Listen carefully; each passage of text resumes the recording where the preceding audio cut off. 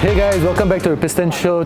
Very interesting day today because we are here at the Sepang International Circuit with Michelin to test their new PS5s. Well, not exactly all that new because these tyres were actually introduced to the local market sometime last year. We are only now getting a chance to actually put them through the proper course, and well, we've had a brilliant day, half a day at least, of testing out, well, how noisy they are, how grippy they are, and basically how safe they are as well. But there's a lot of development that has been put into developing this new tyre that you're seeing behind me here today. And to help me actually elaborate on the technical details, we have here with us Mr. Walter, who's the customer engineering support, whose position is customer engineering support within Michelin itself. He's had quite an elaborate technical presentation earlier, and I really can't remember a lot of these details, so hence why I thought that it would be great to have a conversation with you, and hopefully that you can just guide me through a lot of the details that you said earlier, because you were mentioning about things about sidewalls and such, but I've got a small list of questions over here which I think will actually guide us through and hopefully help our readers make an informed purchasing decision when they do actually go down and decide which tyre that they want to purchase. But coming from the PS4, which by itself was already a very formidable tyre by itself, and it was successful within its own right as well. Yep. But how new, or how much of the PS5 is all new as compared to the PS4? So basically, the whole tyre is all new, all the way from the way we construct it, to the tread pattern, the compounding, everything is new. Of course, it's really an evolution of what we learned. So you know, PS4 was developed a lot from what we learned from Formula E. And Formula E is where you have one tyre for all conditions, wet, dry, cold, hot. So what we learned, we put it onto the street, and this is the next generation of that. And so basically the whole tyre is all new. Brilliant. But earlier during your presentation, you were also mentioning something about the sidewalls as well. Yes. So what was it again? So basically, we have this new technology of the velvet. If you look at it, oh wow, it is actually velvet. It feels like velvet. Feels like velvet. Yeah.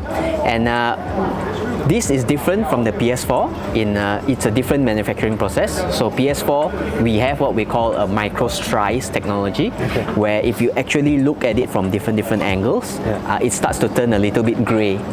So it loses its blackness. Whereas in PS5, we have a new technology called micro hair, where if you look at it from different angles, whether it's up, down, left or right, it remains black. So it's really more premium compared to before. But this is amazing. It actually feels really nice to touch. Yeah. Like you can keep petting it. I thought it felt like a cat. It does. Malaysian roads are quite unique, I would say. I wouldn't say that they are the worst in the world. You know, Indonesia and India probably have that, even Thailand for that matter. But we are not exactly perfect. We have, our roads are riddled with potholes and unevenness, and driving on the plus highways, we have all sorts of, you know, I would say ammunitions and such. So how do you ensure that your tyres can take a beating? Well, it's a lot to do with the strength of the sidewall. Of course, things like punctures, nails, it's unavoidable. We really just recommend probably something like a pressure monitor, so that you know when you lose pressure, you are quickly able to take action. But what we try to make stronger is the sidewall. Most of the time what we do is we create extra plies on the sidewall, either double ply or maybe a thicker ply, so that in the event of a pinch, so when you hit a pothole, you will get a pinch where the sidewall pinches each other, the internal structure breaks. That's when you have a bulging or some damage. So we try to strengthen that to avoid this damage, but still try to keep the tire pliable because we want it to be comfortable still. So how do you, on the topic of noisy tires, because I am of the opinion that the harder the compound of the tire, the harder the carcass of the tire, the noisier it is. But as I found out today, these are actually very quiet as well. And I'm very particular about having a nice, quiet interior because, you know, after a long, hard day or if you're self-employed, you are in business, or even when you're employed, you know your boss is eating your head, you just don't want to listen to anything. So you want a nice, comfortable interior. True. But this tire is undoubtedly quiet as well. Yeah. But then at the same time, it has a durable wall. So how do you do this? So most of the tire noise actually doesn't really come from compound, but actually it comes from the tread pattern. So how the tread pattern interacts with each other, with the road, it will create waves of sound. Right. And waves, well, you know, sounds are generally waves, and waves can add each other or cancel each other out.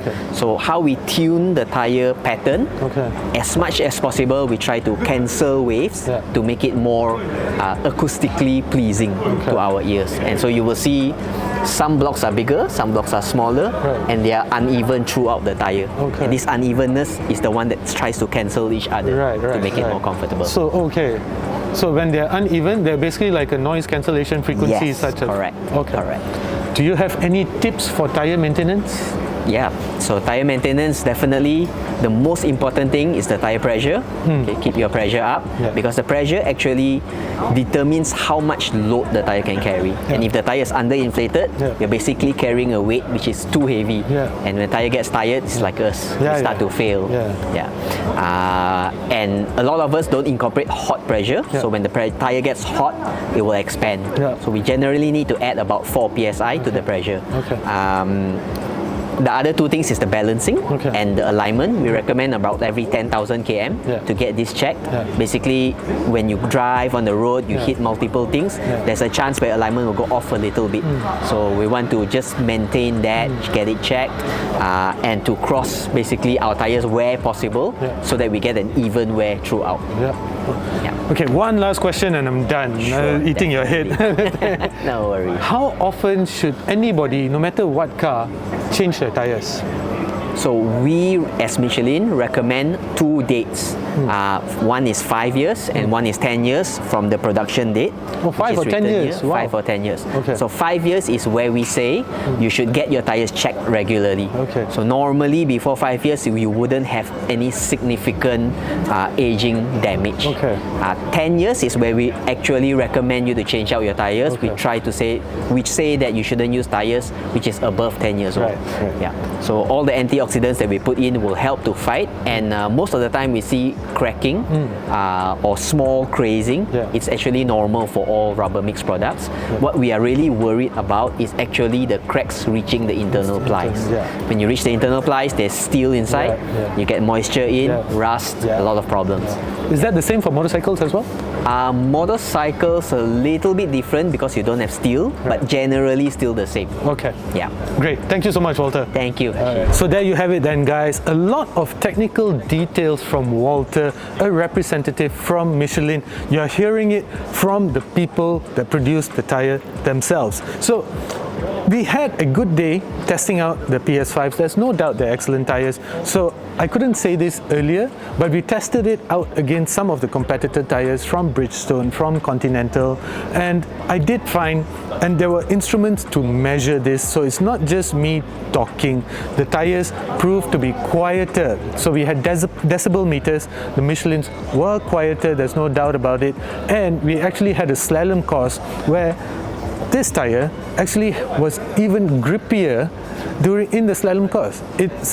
The Bridgestone, for example, there was a lot of understeer that I found, especially in tighter U-turns. So the Bridgestone tended to go straight, where else this had actually turned in where I wanted it to. So that is actually a great point. And then after that, in some of the braking tests, for example, this had better braking performance. Now, these are all real-world environments that were constructed in a controlled environment here at the Sepang International Circuit.